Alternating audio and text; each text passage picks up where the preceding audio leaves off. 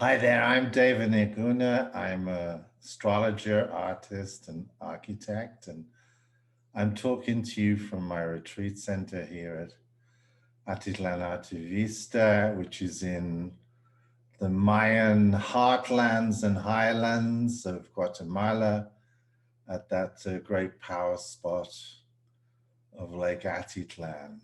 And I've been looking at 2021 from an astrological weather point of view, especially for souls who feel that they are on the path of initiation as light workers or healers for the planet right now.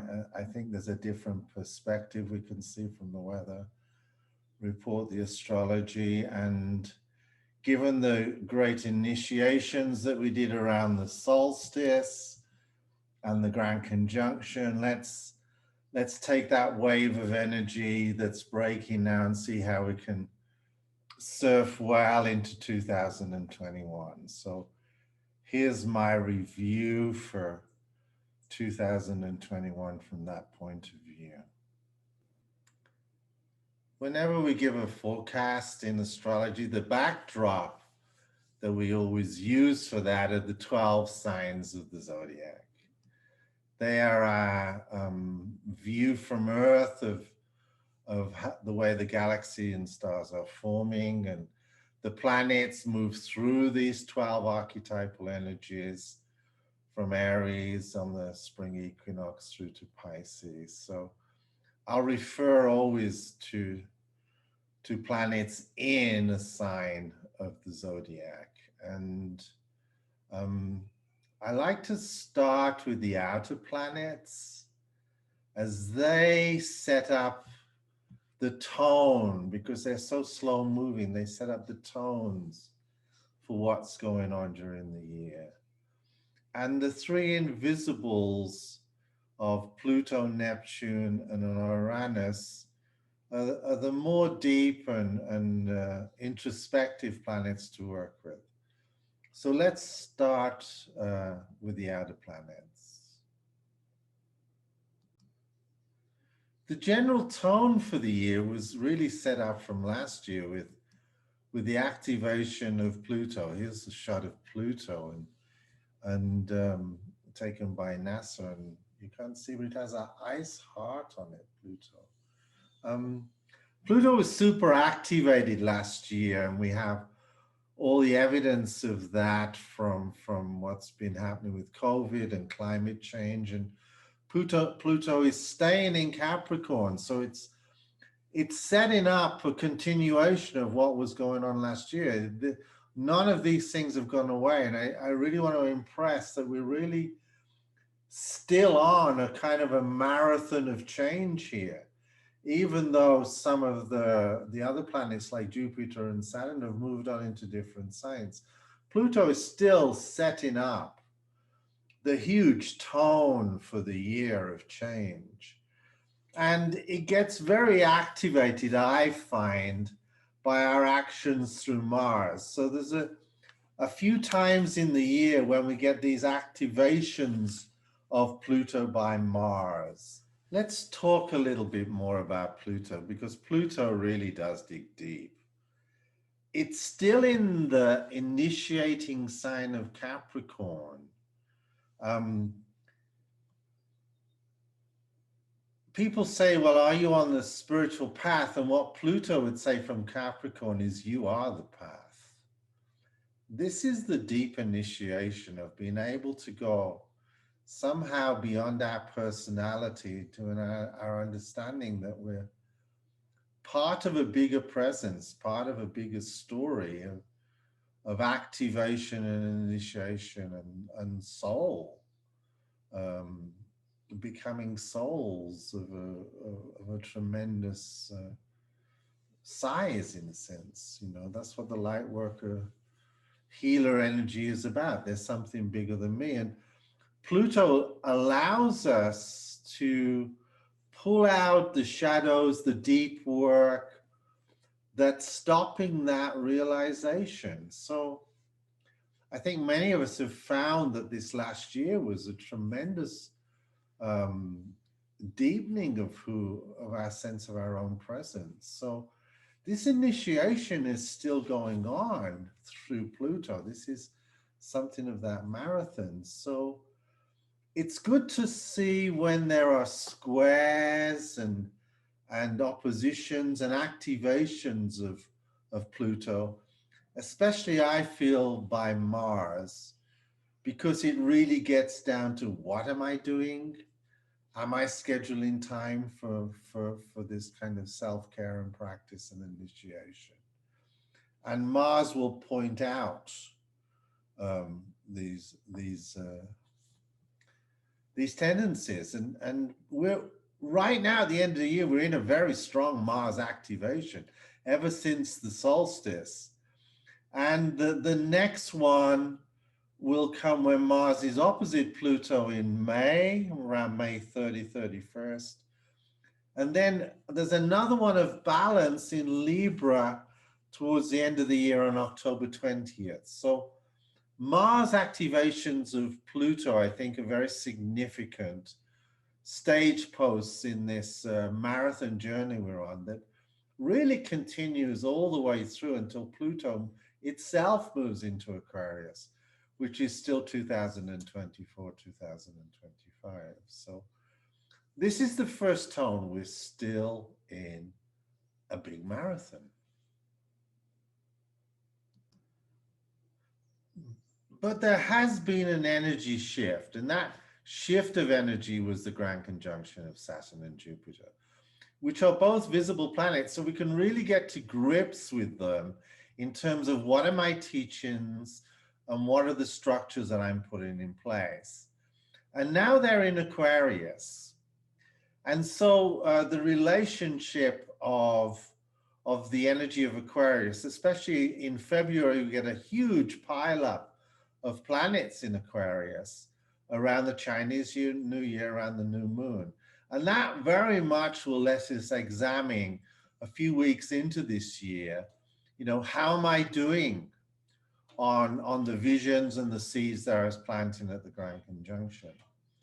And more than that, Jupiter actually moves very quickly through Aquarius, and for a little while in May and June, moves into a sign of Pisces, which is very much at home at. And Jupiter's been under, you know, kind of a downtime with Saturn demanding, you know, real foundational changes and in the signs ruled by Saturn of Capricorn and Aquarius. And he gets a release in May and June for a little while into Pisces. And this is really the oasis time during the year. This is real bright spot. We didn't have more than a few days of this last year, but now with Jupiter, you know, in July, May and June, we get this sense of uplift and well-being. Now, I have to say that this is a little bit premature, because in 2022, Jupiter will wholly move into Pisces, but we get a taste of energy of this in May and June. So I really think it's good to take advantage of this energy in May and June and plan towards it. Probably we will try and do something around the summer solstice, as there's also, you know, at that time, eclipses of the sun and moon, and so on. There's some storm clouds around that time, but I can really say May and June has got a lot more brightness around it, and we can have a sense of moving forwards. And in the Northern Hemisphere, of course, it's the full summer. People are going to feel, you know, like they can get out and about. But frankly, the energy kind of closes down again after that. And a lot of that is to do with an overtone of the year, which is there's a meeting between Saturn and Uranus all year. Saturn and Uranus. Saturn represents the more established ways of doing things, you can very much, as you know, get to grips with Saturn and use Saturn's energy. But for most people, Saturn is seen to be old ways, whereas Uranus is very much, Uranus is strange. Its axis is directly pointing at us, and it's initiation and genius and change and all sorts of things to do with technology and those kinds of things. And it's, you can say the play between Saturn and Uranus for the year, where they're in square, is something about the old and the new. Now, if you can get to grips with Saturn, then Saturn gives you structures to let your uniqueness come through. So as we've initiated, you know, much higher levels of frequency, this is Uranian, and you need to set up structures like ceremony and practice. That's Saturn. Saturn sets up boundaries to keep the old out. It can, you know, foster the new. But there are three major squares between Uranus and Saturn during the year. And the first one of those is in February, around that pileup of planets in Aquarius. Then there's another one during the brighter period of the summer. And then the last one is at the end of the year. So this old and new struggle is going on all year. And in that sense, you know, even though the tone of this year is changing, there's still very much a continuation of energy going on from last year, where Pluto, Saturn, and Jupiter and Mars were saying, come on, it's time for a new way of doing things. And we can see this at so many levels. For instance, the kids have been home. What is education? What is school? You know, people are examining many systems. What is work when I'm from home? You know, who am I running around after looking out for you know, objects of you know, is it money, is it career? No, my real riches, I think a lot of people are finding on the inside, this initiation. So it's a powerful year of sorting out how you can let your Uranian energy come through, which is who you are uniquely. What an amazing time we're in, where the value of our uniqueness has never been more prominent. And that's why when I talk about what is the path is your discovery of you. This is the real tone. So this Saturn and Uranus, you know, combinations of squares, working things out, is a really big tone for the year.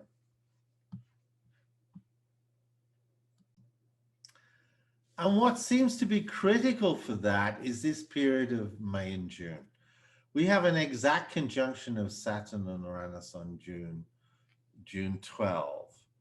But just before that, we have a solar eclipse, which is like the reverse eclipse, the one we just had between the big conjunction. There it's Gemini Sagittarius, and it's pointing towards the galactic center. We have Jupiter making its way onto Neptune. Neptune's been hanging out in this place of the dream world, you know, in Pisces. And Jupiter's coming in and say, yes, you can work with the dream world. You can work with you know, your rainbow bridge, which is very much to do with the astral and to do with the dream world. So all of this is very powerfully happening around May and June. And how this works in your chart is, well, where are those signs of Capricorn, Aquarius, and Pisces? This is where this action is. Is this something that's, you know, a place of exploration in relationships? Is this around my body energy? And you really can only know that by looking at your natal chart and having an understanding or even a reading of your natal chart. You know, so that's something of the a tone of the outer planets. Of course, you know, we've been educated now to say, well, when are some of the Mercury retrogrades happening? And actually, we have three happening during the year, and one is during that May period. We have a Mercury retrograde in Gemini, and it's going to ask us to review how we work in, you know, in terms of communicating to outside, to family and community, but also how we work in inside. And the two other Mercury retrograde periods are actually right at the beginning of the year and in September and October, and they're both in Aquarius. So we're being asked there to say, how is this Aquarian energy going? Are we feeling more compassion and kindness to ourselves?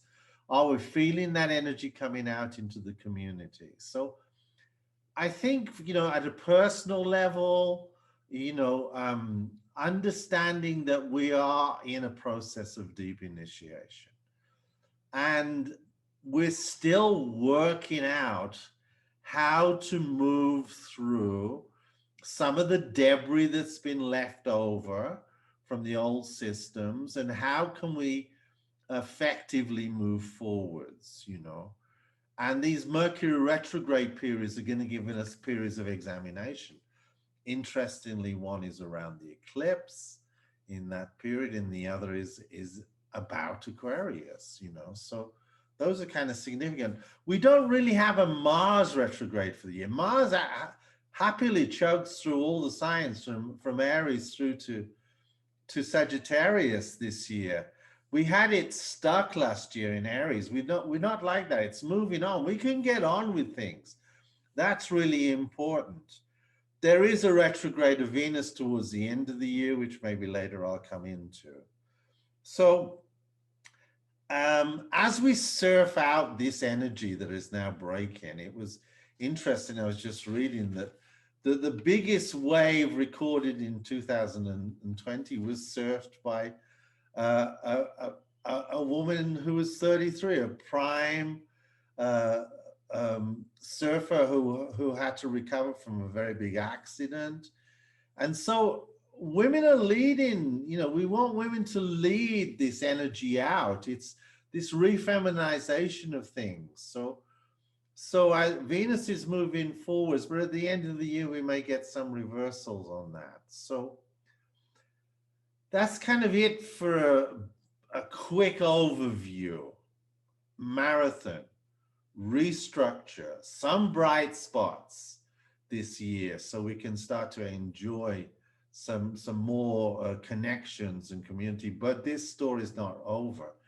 In fact, for me, it really, you know, comes together by 2025. And if you can get the pace of that, that's a good kind of pacing to get for your own pathway and initiation. So you can find me at www.astrologydeva.com or on Facebook at Deva Nirguna if you want to consult around this kind of more inner view, more soul path of astrology that I like to work with. So good luck and be well, and if you can help somebody else along the way, that's part of being a healer. Huh? So let's keep surfing through 2021. Okay, namaste. I made a grand gesture for 2021. I called it year one of the Great Awakening, and I put some phrases out there for you to look at. Frequency upgrade, be a free individual. Consciousness is the new currency. Regenerate fun. Think out of the box joyfully. Community is revolution. Create with your mind, but be in your heart. These are some of the the phrases that I've been using for 2021, the year of our new awakening. So maybe that will be helpful as a little postscript to